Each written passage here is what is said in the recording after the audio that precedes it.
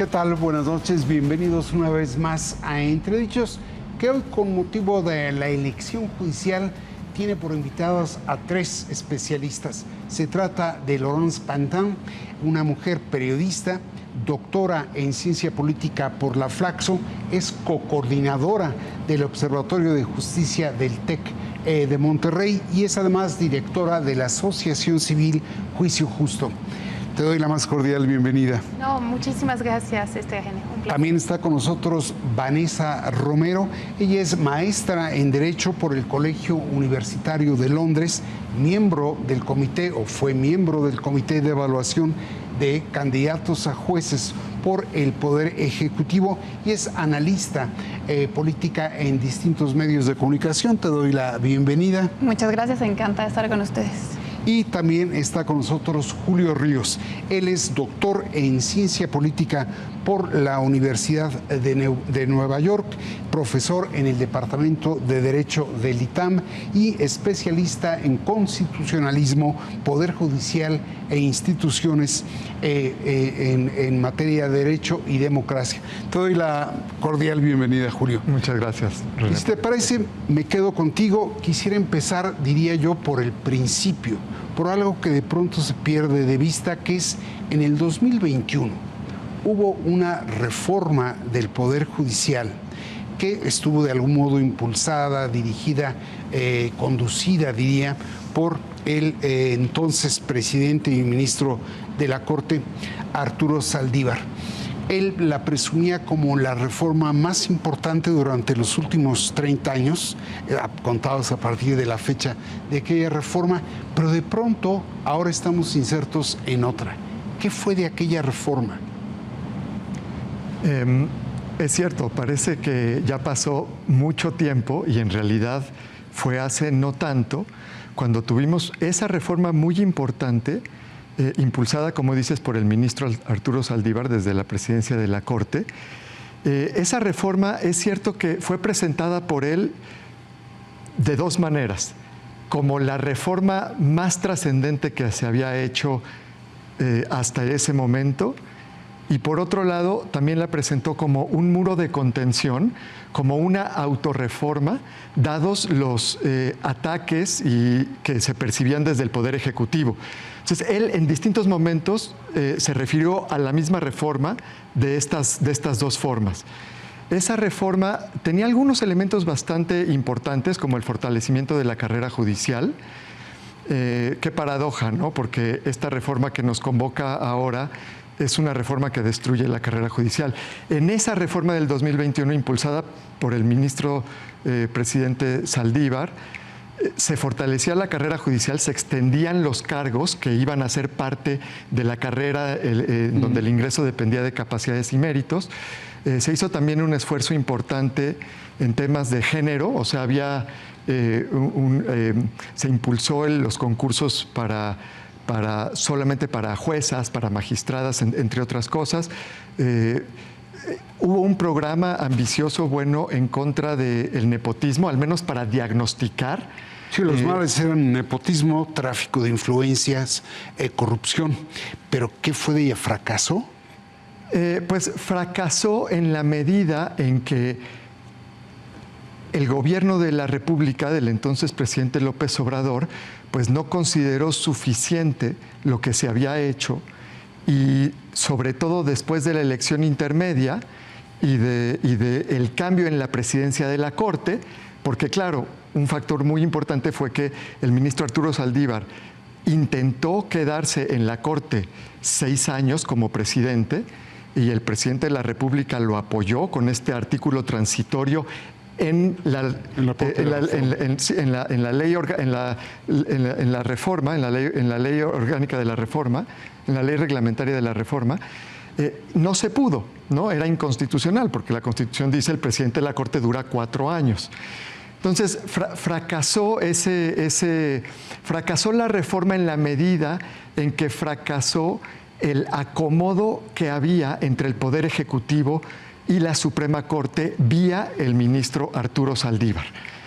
El ministro Arturo Saldívar sale de la presidencia de la Corte, llega la ministra Norma Piña no le va tan bien a Morena en las elecciones intermedias y el presidente López Obrador lanza un renovado ataque con el famoso Plan C contra todo el Poder Judicial, ya no solo la Corte. Ahí, Vanessa, dice Julio, importante pero insuficiente, y vino un reacomodo en la relación entre el Poder Ejecutivo y el Poder Judicial.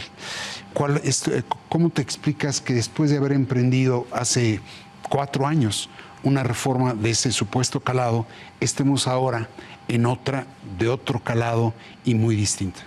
Creo que es multifactorial. Por un lado, lo que explica hoy Arturo Saldívar es que esta reforma del 2021, que coincido con Julio, era una reforma más estructural, administrativa, pero no era una reforma de ningún aspecto relacionado con la justicia, no una reforma a la justicia. Lo que afirma hoy Arturo Saldívar es que al llegar Norma Piña a la presidencia de la Corte, da vuelta atrás a muchas de las reformas impulsadas por él durante su administración. Segundo factor, diría que es un ejercicio muy torpe en términos políticos de Norma Piña, de su nueva posición como presidente de la Corte, en donde tiene un acercamiento poco sano con muchas figuras políticas de oposición. Tercero, que la reforma de Arturo Saldívar no redituó en una mejor evaluación, digamos, ciudadana del Poder Judicial, por muchas razones, pero sobre todo porque eran reformas estructurales con las que la gente de a pie no tiene contacto. Y segundo, iba muy poco tiempo. Y por último, ya lo mencionaba Julio, este Plan C, recordar cómo es que llegamos hasta ahora, cómo vamos, todo este camino que hemos recorrido para finalmente llegar a la elección judicial del domingo, que inicia con el Plan A, que era ni más ni menos que esta reforma profundísima del Instituto Nacional Electoral que proponía López Obrador, el expresidente, para hacer de los consejeros electorales electos en términos populares, y cómo se encuentra con un bloqueo por parte de la oposición en términos, digamos, parlamentarios, pero también una oposición ciudadana tremendamente fuerte, en donde vimos movilizaciones en la capital del país, pero también en muchas ciudades de la República, protegiendo al INE con este movimiento de el INE no se toca. Deriva en el Plan B, el Plan A es bloqueo en términos parlamentarios, el Plan B es una reforma en términos de leyes secundarias, pero que buscaba tener los mismos efectos que el Plan A. La Corte le da un revés a ese Plan B de López Obrador y termina culminando en el Plan C, que tiene sobre todo un efecto electoral muy importante, que yo creo que ni siquiera Morena lo esperaba, que no solo le da la presidencia de la República con un gran margen, sino, René, tú y yo estábamos juntos aquel día, le da la mayoría calificada. Entonces, ese Plan C que termina dándole al presidente esta posibilidad de reformar un poder que, en contraste con el INE, no tiene un apoyo popular mayoritario debido a sus deficiencias, a su alto costo, a su opacidad, a los altos niveles de impunidad que tiene este país, no recibe la defensa que en su momento sí había recibido el Instituto Nacional Electoral, a lo mejor lo mismo que vimos con los organismos autónomos. Laurence, paradójicamente hablábamos de que la pretendida reforma del 21 buscaba evitar la corrupción o abatir la corrupción, el tráfico de influencias, el nepotismo, y tanto en aquella como en la actual, curiosamente el acceso a la justicia no pareciera ser el eje de ella. ¿Coincides con eso? ¿No coincides? Completamente. Yo creo que eso es el problema de la reforma de 2021. O sea, tenía algunos aspectos positivos, pero concretamente no había nada para mejorar el acceso a la justicia, y creo que la reforma que estamos viviendo en este momento tampoco va a resolver el problema del acceso a la justicia. Hay que recordar primero que en nuestro país hay un problema apremiante, que es que más del 90% de los delitos no se reportan y más del 90% de los que se reportan no llevan a ningún tipo de resolución en términos de castigar a las personas culpables, ¿no? Entonces, efectivamente, la gente siente que hay, bueno, sabemos que hay grandes problemas de inseguridad en nuestro país, pero además hay mucha impunidad. Es decir, esta inseguridad nunca se castiga. Y las dos cosas creo que se potencian la una de la otra, ¿no? Y efectivamente, la reforma que vimos, o sea, que en 2021 no atendía nada de esto, y tampoco la reforma actual. Y de hecho, no solamente es el problema en el tema penal, sino en general las personas tienen poco acceso a la justicia para resolver sus conflictos, que pueden ser lo que se llama la justicia cotidiana, ¿no? Un divorcio, un conflicto con el vecino por, no sé, un terreno, etcétera, lo que sea. Esos asuntos, el problema es que en la actualidad toman muchísimo tiempo resolverse. Y eso es lo que la gente que tiene, digamos, contacto con los poderes judiciales resiente, que hay una atención deficiente.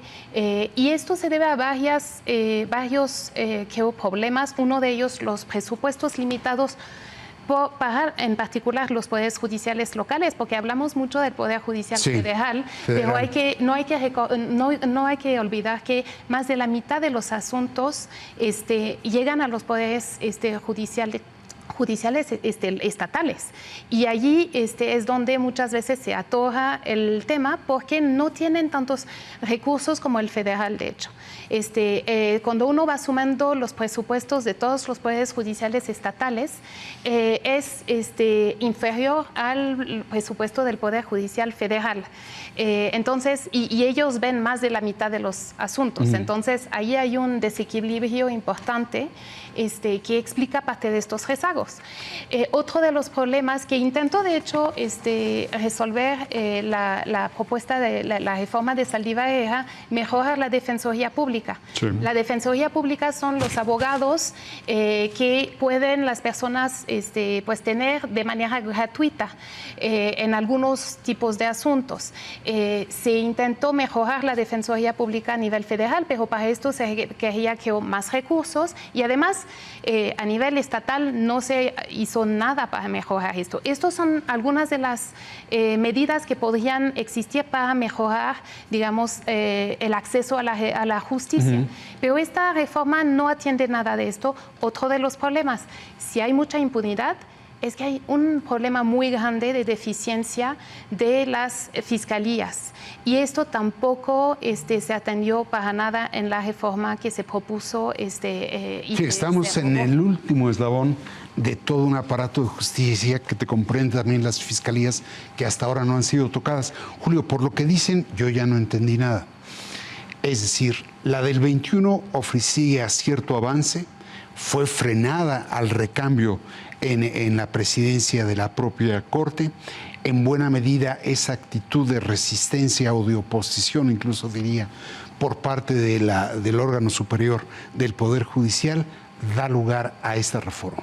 Pero esta reforma no me toca el asunto central, acceso a la justicia.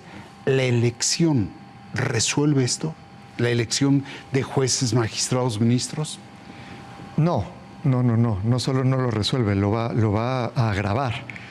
El problema central, mira, la reforma del 21 era una reforma como otras que habíamos tenido.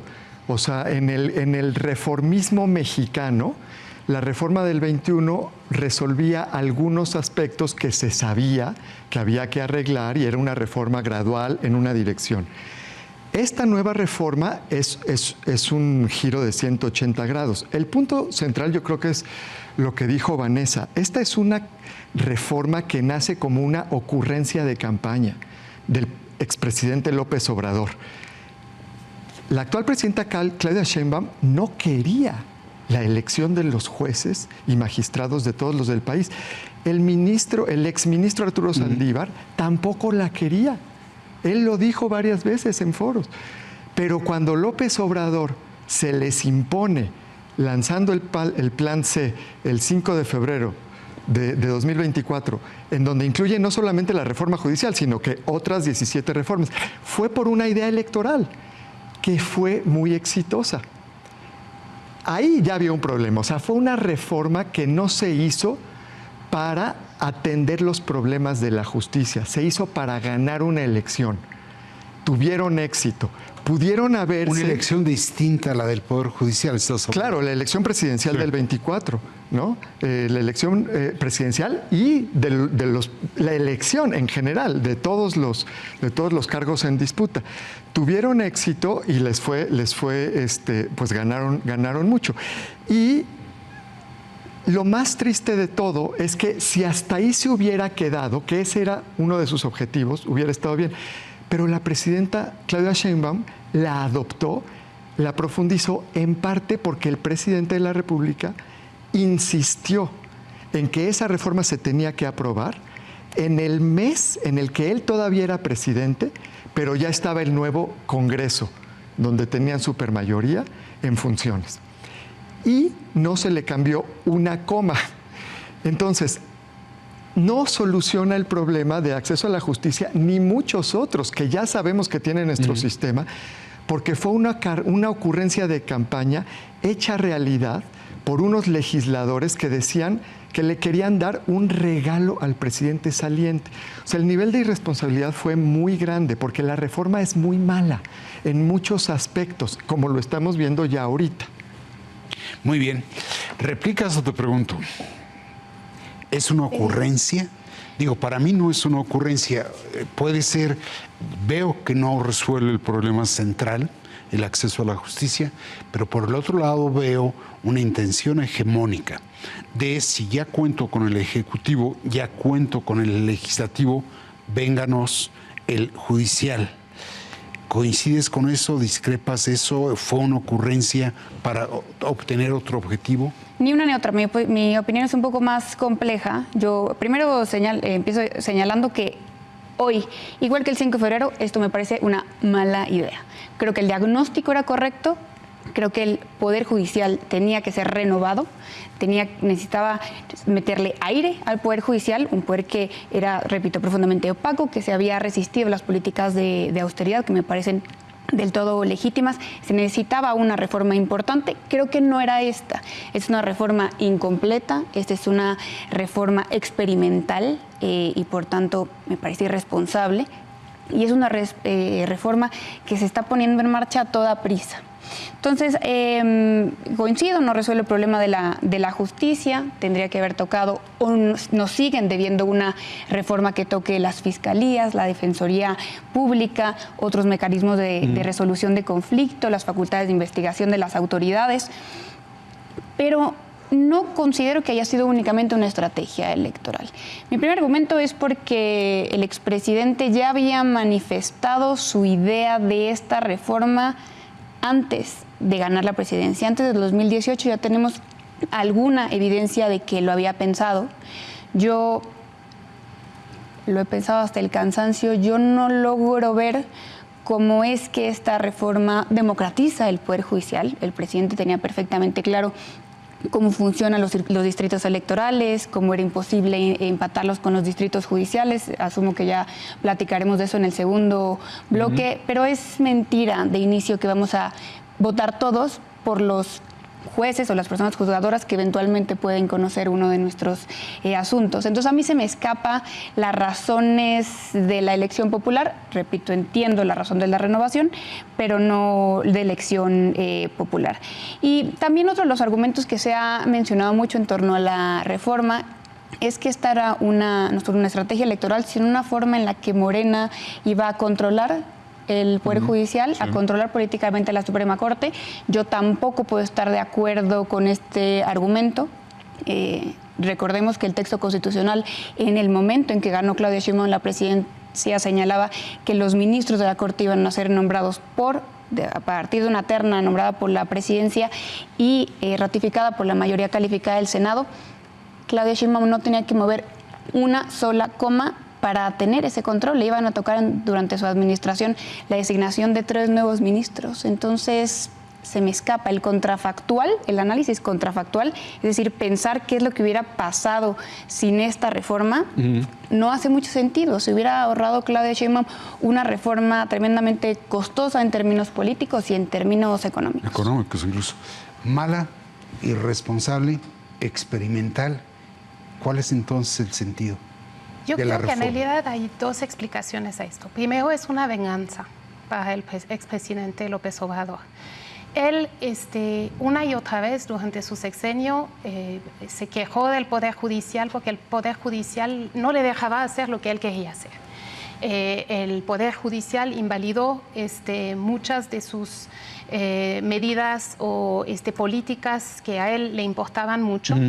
Y esto es una de las razones por las cuales creo que su primer intención era deshacerse y vengarse de los que le habían representado una piedra en el zapato para él, ¿no? Y luego yo creo que hay una clara intencionalidad que no sé si se vaya a cumplir tanto, y esto lo podemos platicar, de controlar el Poder Judicial de manera mucho más completa. A ver, y una de las cosas, si me permiten, quisiera como citar al expresidente López Obrador, que en una mañana del 2 de enero de 2023, justo el día en que se iba justamente a votar por quién iba a sustituir a Saldívar en la presidencia de la Corte, dijo que alguien le había aconsejado quitar a todos los ministros de la Corte. Y él dice, no, esto no me sirve porque en realidad no solamente son un problema los ministros de la Corte, son todos los jueces, magistrados abajo que justamente invalidan cosas, los proyectos importantes del gobierno. Y dice, y cito, ¿cómo hacerle allí? Ni modo que se le despida a todos, pero aún en ese caso que sería un acto autoritario, ¿con quién se sustituye si durante el periodo neoliberal en las universidades se dejaron de formar abogados y otros profesionales con mística, con principios, con ideales, con amor al pueblo? ¿Qué nos dice esto? Es que para ese momento no tenía la intención de hacer esta reforma. Nadie recuerda esto, pero la verdad cuando yo lo leí, yo dije, no, bueno, en ese momento no tenía esta intención, pero claramente, ¿qué vino después? Se eligió a la ministra Piña como presidenta de la Corte y muchos asuntos que durante toda la presidencia de Saldívar habían estado ahí atorados en la Corte, porque la presidencia de la Corte tiene un papel muy importante en decidir qué se discute en el Pleno de la Suprema Corte y qué no.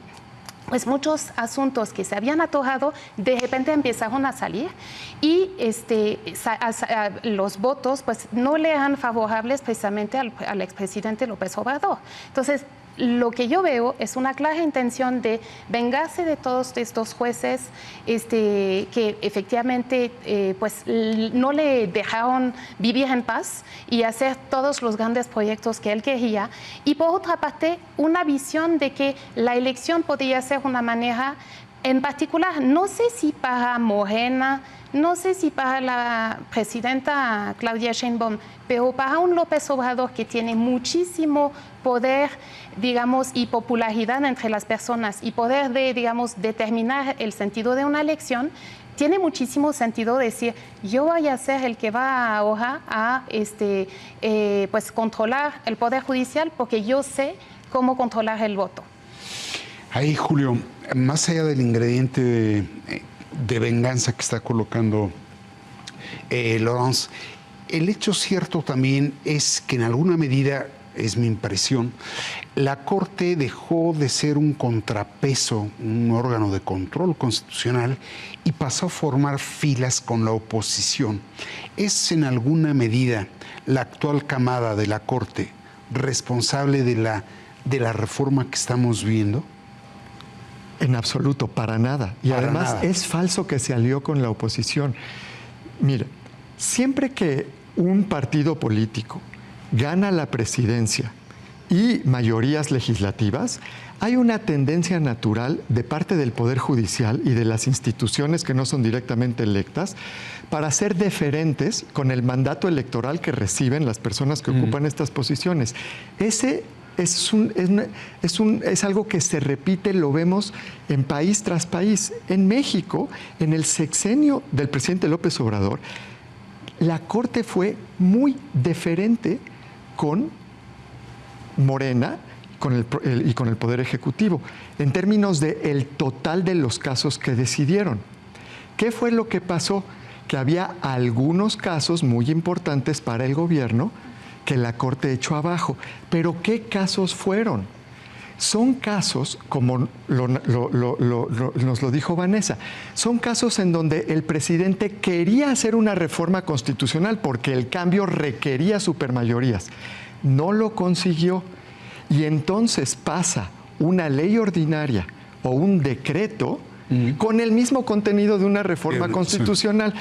Eso, por supuesto, pues los miembros de la oposición lo cuestionan ante la Suprema Corte de Justicia, que se ve entre la espada y la pared, porque tiene que decidir si este decreto, si esta reforma legal son claramente inconstitucionales, tiene que decidir si las declara inconstitucionales y entonces enfrenta al presidente que llevaba ya 3 años todos los días en las mañanas atacando al Poder Judicial, pero con renovada energía ahora después de declarar estas leyes inconstitucionales, o si las deja pasar.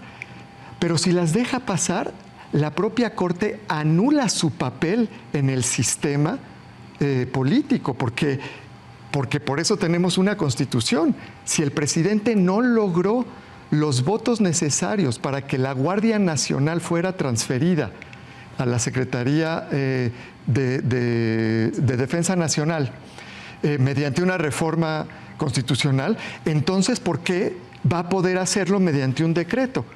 Ese es el tipo de cosas que la Suprema Corte anuló y que generaron la ira del presidente López Obrador una vez que el ministro Saldívar dejó la presidencia y no pudo hacer este acto de equilibrista que llevaba haciendo durante 4 años, en donde de facto lo que estaba haciendo era otorgarle todas estas victorias al Poder Ejecutivo. Pero para nada la Corte fue contraria a Morena, hizo su trabajo, no se alió con la oposición y no se merecía en absoluto esta mala reforma, que ya digamos estamos de acuerdo en eso. No se la merecía. Primero señalar que yo no creo que esta reforma judicial sea un mero acto de venganza por parte de Obrador. Yo creo que el expresidente puede ser muchas cosas, pero no es un kamikaze. Y él estaba profundamente interesado en tener un buen legado político. Solo en su toma de protesta como presidente, él señaló que él quería pasar a la historia como un buen presidente. Entonces me parecería una deformidad de su pensamiento, de su actuar político, solamente por vengarse de uno de los poderes o de ciertos actores políticos, cometer este acto hacia el final de su mandato con tanta aprobación popular de él y de su proyecto. Sí creo que él legítimamente veía en el Poder Judicial un poder profundamente problemático. Él vio en las calles la aceptación que tenía esta propuesta de reforma judicial, que no fue ningún secreto para los electores. Vaya, se decía como última promesa de campaña y era acaso la más vitoreada. Él veía eso, él sí veía la opacidad ante algunas liberaciones. No creo que el presidente entendiera a profundidad cómo funcionaba el aparato de justicia y, por tanto, en esta sección de cero impunidad siempre se las imputaba a los jueces. Pero vaya, creo que sí tenía cierto malestar por esos reveses. No creo que solo haya visto los reveses de la Suprema Corte. Yo estoy de acuerdo con Julio que la Corte hizo lo que le tocaba en términos jurídicos, sobre todo porque hay que entenderlo como una Corte que estuvo activa ante un presidente no con supermayoría, sí, pero sí con mayorías y con muchísima legitimidad. Entonces no creo que le hayan dado tantos reveses como pudieron habérselos dado. Efectivamente fue con algunos proyectos demasiado importantes, pues el Plan B, Guardia Nacional, Tren Maya, cada semana se lo querían detener. Pero sí creo que hubo una corresponsabilidad de algunos integrantes de la actual cuadrilla de la Corte, porque sí fueron muy torpes en términos políticos, y se me va a decir que los juzgadores no tienen por qué ser políticos, pero de hecho lo son. Entonces creo que sí fueron responsables no por su actuar constitucional, sino por su actuar político, que de nuevo fue tremendamente torpe. Y empecemos con la ocasión en la que la ministra presidenta en su momento no se para a saludar a uno de los 3 poderes en el aniversario de la Constitución. En Querétaro. en Querétaro. Y también por último encuentro otra explicación, y es este miedo que la izquierda suele tener al Poder Judicial, pues al famosísimo lawfare. Creo que eso siempre ha habitado, como le gustaba la historia al presidente, como le gusta, pues en la parte trasera de su cerebro. Creo que siempre existió ese miedo, y sobre todo pues llegando su sucesora Claudia Sheinbaum. Si les parece, vamos a un corte, regresamos, vamos todavía a tocar algunos aspectos de la reforma del Poder Judicial y pasamos a hablar en sí de la elección. Estamos de vuelta en unos minutos.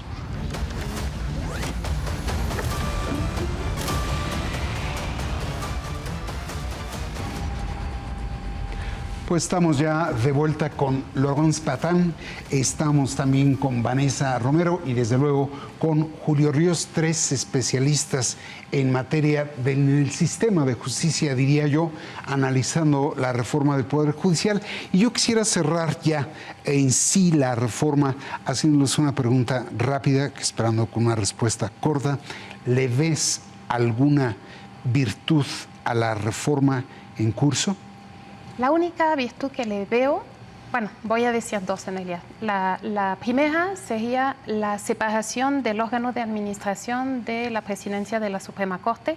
Esto es algo que, de hecho, la Relatoría Especial de Naciones Unidas para la Independencia de los Jueces y Abogados desde 2011 había recomendado. El Tribunal de Disciplina y... El Tribunal de Disciplina, el órgano de administración judicial y la Suprema Corte.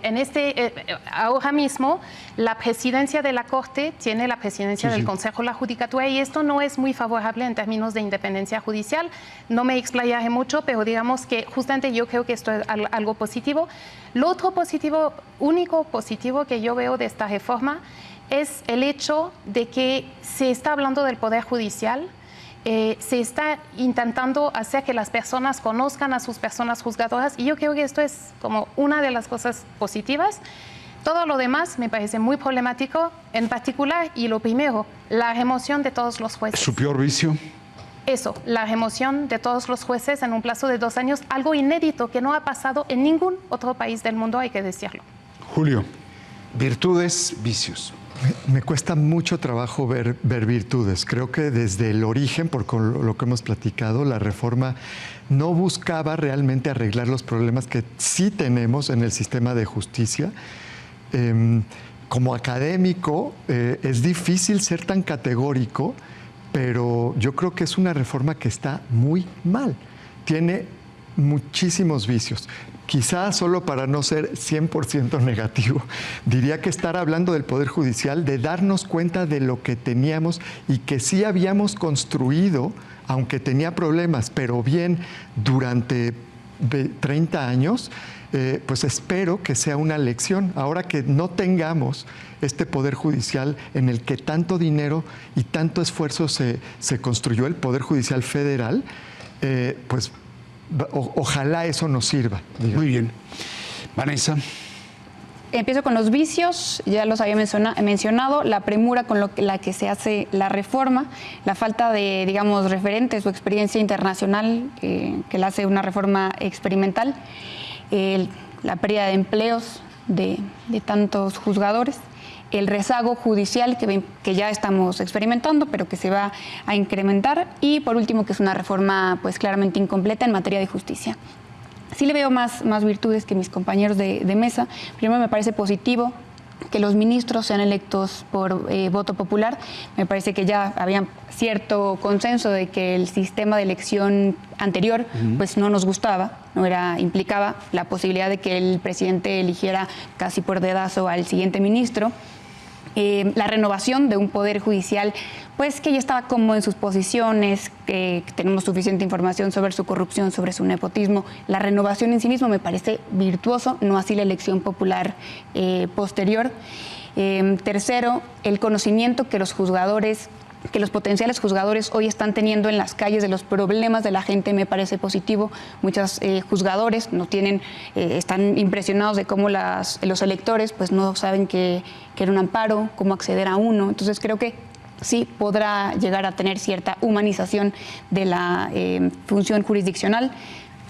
comparto la creación del Tribunal de Disciplina Judicial. Sabemos que el Consejo de la Judicatura Judicial, creada por Ernesto Zedillo, no había funcionado en los términos prometidos, que conocemos, o bueno, hoy la gente tiene un poco más de incentivos para conocer qué es el Poder Judicial y cómo se conforma. Era un poder tremendamente opaco, y voy terminando. Creo que hay más virtudes en la renovación de los poderes judiciales locales, que estaban cooptados por el Ejecutivo del Estado, en contraste con el desastre que será en el Poder Judicial Federal. Y por último, y esto lo menciono como parte de mi experiencia en el Comité de Evaluación del Poder Ejecutivo, más del 60% de los perfiles que nosotros evaluamos vienen del Poder Judicial, y debo decir que no voy a generalizar, por supuesto, pero muchos perfiles dejan mucho que desear. Entonces tampoco voy a pensar que veníamos de la panacea. El Poder Judicial del que veníamos era tremendamente incompetente en muchos casos.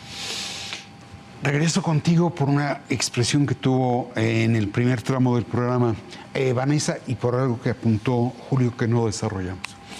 El ministro Juan Luis Gutiérrez González Alcántara propuso limitar la elección a ministros de la Suprema Corte, magistrados electorales e integrantes del Tribunal de Disciplina.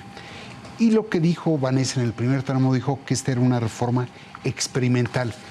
¿Tú crees que se debió haber limitado la reforma a esos puestos? ¿Hubiera sido sano? A ver, primero que nada, yo estoy completamente en contra de la elección para las personas juzgadoras. Hay muchos argumentos teóricos y empíricos para decir que elegir a las personas juzgadoras no es la mejor manera de designarlas.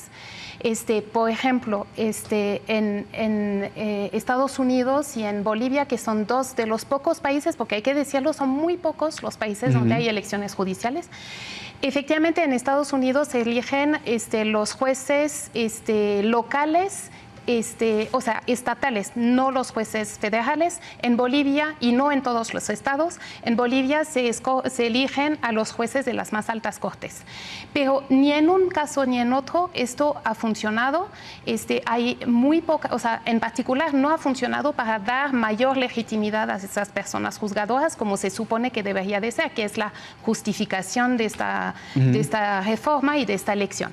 Entonces, no ha funcionado porque hay muy poca participación en las elecciones de personas juzgadoras, y se ve una politización de las personas juzgadoras. Entonces, si me pregunta, efectivamente, digamos, en un escenario donde la elección iba porque es lo que nos dijeron los legisladores cuando llegaron con su nueva mayoría, efectivamente yo hubiera deseado, en dado caso, que se limitara a esos cargos, porque una de las cosas que creo que justamente nos dio, no la reforma de 2021, pero la del 94, es una profesionalización extrema de la función jurisdiccional a nivel federal, con concursos de oposición para designar a las personas juezas y magistradas.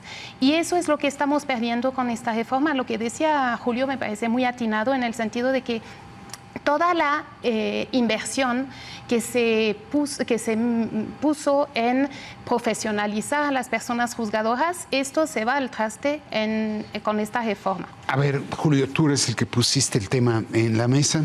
Yo también creo que es un ejercicio experimental. Creo que vamos a ir a otra reforma antes de lo que pensamos. ¿Tú crees que era valiosa la aportación, la idea de limitar la elección a ministros de la Corte, magistrados electorales y del Tribunal de Disciplina? No, es que yo también creo que es una mala idea votar por jueces. Dado que estábamos en esa situación, el proyecto del ministro González Alcántara era un poco como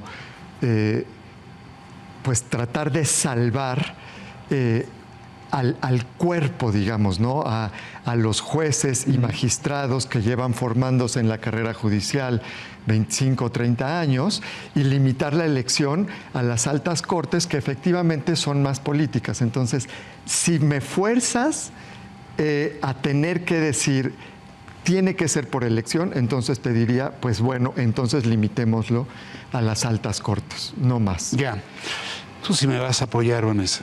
Es decir, yo sí creo que la distancia, lo que tú apuntabas, tenemos jueces de salas que no conocen la calle, que no conocen a los justiciables y que en esa medida la distancia, incluso el lenguaje, nos es absolutamente ajeno. ¿Era una opción esa o no? Sobre la base de que es más fácil un cambio legal que un cambio cultural.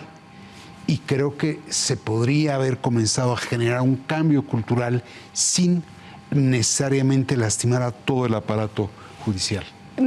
Opino que era lo deseable. La resolución del ministro González Alcántara además era un buen proyecto en términos jurídicos, pero también me parece que era impracticable dada lo explícito que había sido esa promesa de campaña por parte de Morena. Creo que de muy buena fe el ministro le extiende una posible salida a la presidenta Claudia Sheinbaum, pero para ella era muy complicado tomarla en términos políticos, pues considerando su base electoral.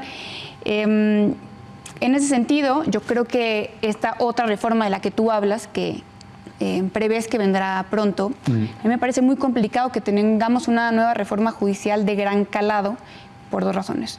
Primero, porque necesitarían otra vez una mayoría calificada, pues una supermayoría como hoy la tienen, y también mayoría en los estados. Nunca habíamos visto unas mayorías de esa naturaleza, vaya, con legitimidad popular detrás. Y por otro lado, también requerirías tener un proyecto político sumamente legítimo para ir en contra de lo que se considera la última herencia del expresidente López Obrador. Entonces yo creo que hay que ir asumiendo, nos disgusta tanto como nos disgusta, que esta reforma llegó para quedarse, y más bien que necesitaríamos ir llegando a acuerdos de calado mucho menor para ir mejorándola hacia el 27 y sus años subsecuentes. No, yo nada más creo que no necesariamente una reforma de gran calado, pero yo estoy convencida de que se van a necesitar ajustes, porque precisamente muchos de los, o sea, yo concuerdo con Vanessa en que faltaba tiempo y faltaban recursos para hacer una reforma y una elección en particular que pudiera funcionar. Estamos viendo muchísimos problemas, de los cuales supongo que vamos a hablar ahora, que van a requerir en su momento modificaciones, no necesariamente a nivel constitucional, habrá que ver, pero a nivel legal o incluso de las prácticas, por ejemplo, del INE, etcétera, en fin. Pero yo creo que sí, algunos cambios vamos a tener que tener en este momento. Mal concepto, mal diseño, sin dinero, sin reglas ni criterios y como agregado falta de tiempo. ¿No vamos a reproducir y agrandar los vicios que ya hay con la elección? Sí, por supuesto, por supuesto. Es una pésima reforma hecha a las prisas y que va a ser como cuando introduces un elemento en un ecosistema y empieza a alterar el funcionamiento de todo el sistema. Esta reforma no solamente va a afectar al Poder Judicial, va a afectar, yo creo que a muchos otros ámbitos. Nos vamos a perder de una cantidad de conocimiento y de experiencia jurídica depositada en personas que estamos corriendo. Decía Vanessa, de los candidatos que ellos revisaron en el Comité de Selección del Poder Ejecutivo, que había gente muy incompetente. No sé cómo le hicieron para medir eso, porque en un mes juzgar, o sea, evaluar a tantas personas ha haber sido muy difícil. Lo que sí sé es que de todos los candidatos y candidatas en la elección, solamente el 50%, en números gruesos, provienen del Poder Judicial Federal. Pero de ese 50%, el 75% son secretarios de tribunal, secretario de juzgado, actuario, oficial judicial u operativo, o sea, cargos más abajo. ¿Qué quiero decir con esto? Estas personas, en el modelo de carrera judicial que teníamos, están en un proceso de aprendizaje, de adquisición de experiencia y de conocimientos para eventualmente llegar a ser juez aprobando exámenes de conocimientos y de capacidad. Ellos van a ser ahora nuestros juzgadores. O sea, si ustedes los consideraron incompetentes, lo que quiere decir es que vamos a llenar, o bueno, van a llenar al Poder Judicial de gente sin experiencia, sin conocimientos, que va a tener una curva de aprendizaje muy empinada. Además, todos a la vez, porque son el 50% de los juzgadores federales y del 60% de los estados, el 100% de juzgadores. O sea, a mí incluso experimento me parece algo que tiene una connotación positiva. Yo esto lo llamaría una catástrofe. No experimento, catástrofe. Pero déjame agregar, digo, seguramente vas a querer replicar ese señalamiento. Yo antes sabía quiénes eran responsables de que estuviera un ministro en su asiento, o el Senado o el presidente de la República. Hoy yo tengo una suerte de nebulosa que no sé si son intereses políticos, intereses económicos e incluso intereses criminales. No van a agrandar, al margen de que respondas el señalamiento que hizo Julio, ¿no va a agrandar ese vicio? Diría que cuando hablamos de la elección judicial pensamos erróneamente que estamos hablando de una elección monolítica, homogénea. Yo creo que el domingo nos vamos a encontrar ante varias elecciones, varios niveles de elecciones. Estoy de acuerdo con tu posicionamiento en cuanto a altos cargos. Suprema Corte, Tribunal de Disciplina Judicial, salas regionales, sala superior. Yo creo que entre más poder, menos decisivo va a ser nuestro voto. Yo creo que va a haber más acarreo, más movilización partidista, pues hay más intereses en el medio. No así lo creo para los poderes judiciales locales y conforme uno va bajando, digamos, en la jerarquía jurisdiccional, para jueces de distrito y magistrados de circuito, creo que nuestro voto será mucho más decisivo. Miguel Mesa de Defensores, esta AC que ha estado analizando los perfiles y en contacto directo con algunos aspirantes a juzgadores, ha calculado que hay algunos juzgadores que tienen, viniendo del Poder Judicial, tienen buenas posibilidades de ganar con 3.500 votos. Entonces hay posiciones en las que sí es posible incidir y que no solamente pensemos que hay una nebulosa detrás de su elección. Y le contesto a Julio, tienes razón en la mayoría de los argumentos que esgrimes, pues tuvimos como comité de evaluación muy poco tiempo para evaluar a 18,000 perfiles. Yo preparé un documento que denomino recomendaciones para mejorar los procesos de evaluación de juzgadores, porque en ese sentido que yo considero que no va a haber una reforma de gran calado en los próximos años, creo que necesitamos empezar a fijarnos en estas posibilidades de mejora, en aquello que necesitamos que los posteriores comités de evaluación de los estados que no van, de los 19 estados que hoy van a elecciones, los estados restantes, puedan no entrarle a ciegas a los siguientes procesos de evaluación, lo mismo que los procesos del 27. También te cuento que señalas que la mayoría eran secretarios, eran actuarios. La realidad es que mi comité de evaluación tuvo algún sesgo porque estaba integrado por 3 personas que estaban conectados estrechamente con la carrera judicial. Era pues el exministro Arturo Saldívar y 2 magistradas. Entonces ciertamente buscaron que no fueran actuarios, o sea, sí buscaron que las personas que pasaran al proceso de evaluación de idoneidad, a las entrevistas, fueran personas con cargos más altos en el Poder Judicial. Y tienes toda la razón, es en muchos casos injusto evaluar la competencia o incompetencia de una persona a partir de 2 preguntas, pero bueno, después de que has visto a 11,000 candidatos, pues alguna clave tienes para poder evaluarlo con esas 2 preguntas. Pero estoy de acuerdo contigo que aquí va a haber un caso de rezago judicial, no solo por todas las personas que salen del Poder Judicial, sino porque estas nuevas personas pues tienen que pasar una curva de aprendizaje muy importante para empezar a resolver. En el mejor de los casos. La elección, con todo lo que se ha visto, falta de recursos, falta de tiempo, falta de criterios, falta de reglas, hay quienes la ven o como un fracaso o como un fraude. No vamos a tener resultados el mismo día de la elección, no se van a destruir las boletas que no se utilicen, tendremos resultados hacia el 10 de junio, en el mejor de los casos. ¿no va a arrastrar la elección judicial al Instituto y al Tribunal Electoral? Probablemente. De hecho, creo que el INE no tiene manera de salir bien de esta elección. Si todo saliera bien, le dirían al INE: puedes organizar elecciones con la mitad de los recursos y la mitad del tiempo, o más.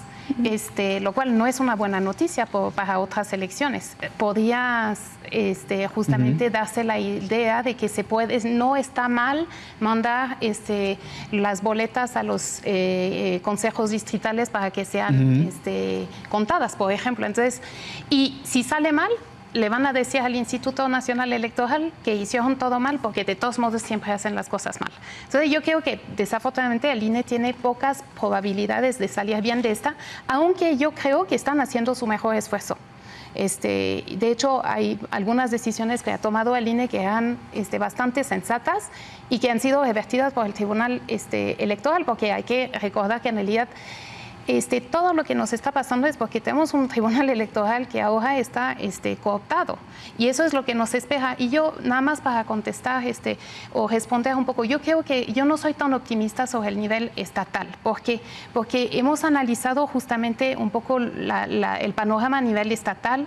Se ha hablado mucho de Durango, donde hay puras candidaturas únicas, es decir, en Durango a nivel estatal hay 49 cargos en juego, 49 candidatos y candidatas, lo cual significa, pues sí. ¿Y que son los jueces que estaban antes? Sí, pero y además ahí el tema es que las personas no hay ningún incentivo para salir a votar ese día. Bueno, solamente que en Durango tienes otro tipo de elecciones, etcétera. Pero bueno, pero no solamente está el caso de Durango. En Coahuila y Quintana Roo van a votar por planillas, es decir, va a haber una planilla del Ejecutivo, una del Legislativo, una del Judicial. Y las personas que aparezcan en la planilla que gane más votos, todas la lista de estas personas sí ganan el cargo. Y lo que hemos identificado es que más de la mitad de los cargos hay también candidaturas únicas, porque aparecen en las 3 planillas. Estas personas ya saben que van a obtener el cargo. ¿Qué significa esto? Que en esos estados, Durango, Coahuila, Quintana Roo, ha habido un acuerdo por parte de los poderes para imponer a ciertas personas juzgadoras. Y esto tiene graves consecuencias, porque primero significa que ellos quieren controlar el Poder Judicial, pero dos, que los mismos personas juzgadoras no tendrán no sé cómo podrían ser personas independientes si han sido impuestas por 3 poderes a la vez.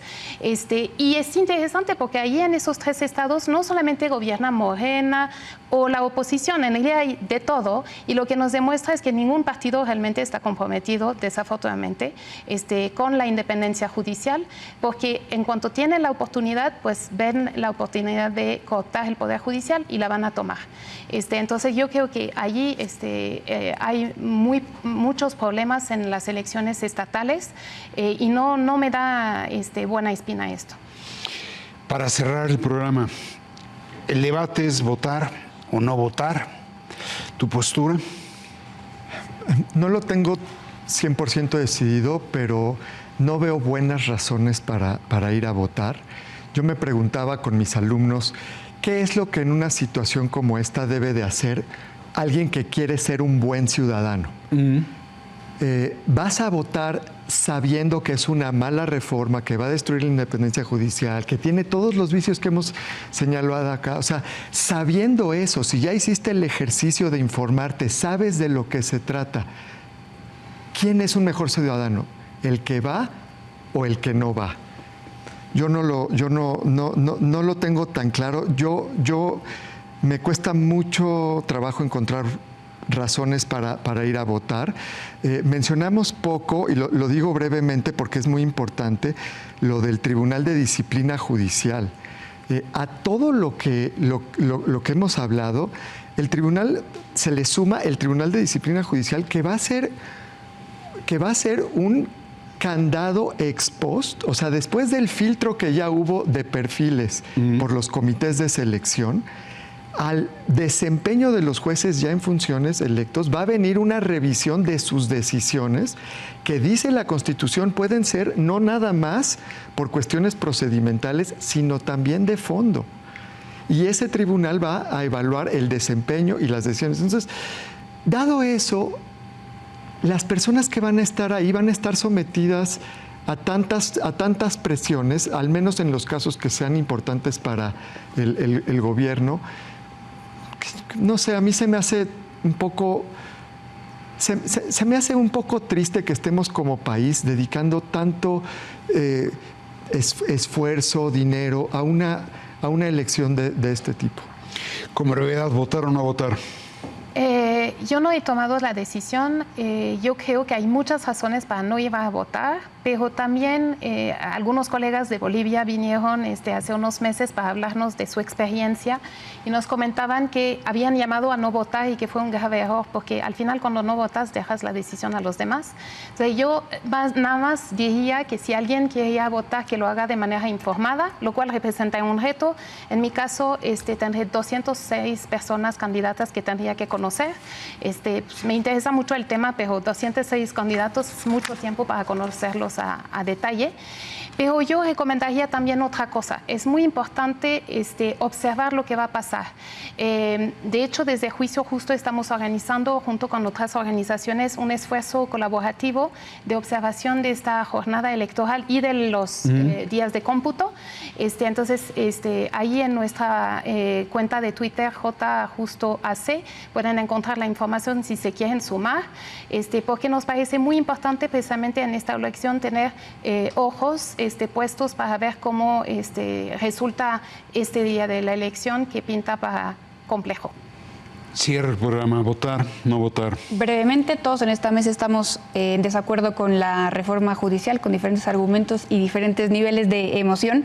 Lo que creo que hay que explicar a la audiencia que es que lo que sucederá el domingo no es un plebiscito en torno a su malestar, ni su opinión en torno a la reforma, es la determinación de los candidatos. Y yo, como Laurence, creo que si no tomas ese voto, y como mencionaba, hay diferentes niveles de elección, si puedes tener incidencia con tu voto.